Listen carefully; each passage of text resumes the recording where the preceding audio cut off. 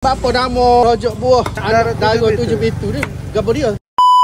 Habis hari ni jumpa dengan sahabat habis Asmuta juga. Dan juga dia ni adalah pembuat tanjak di Kelantan ni. Oh, mari jual colek buah di tepi pasar Siti Khadijah Kota Baru. Terak rojok buah ataupun colek buah dia deh. Allah lah beratur panjang.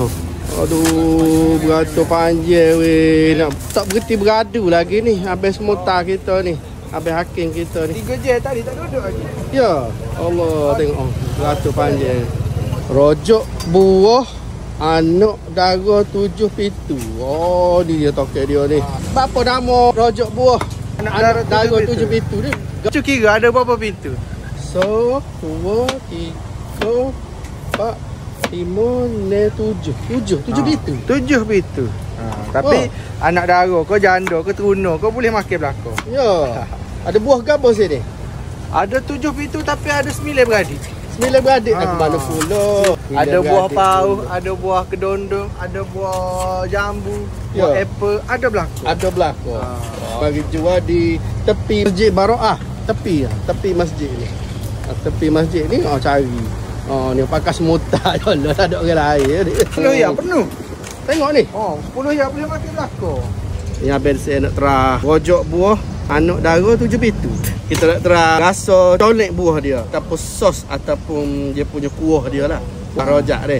Bismillahirrahmanirrahim. Rasa macam belah-belah utara kita makan.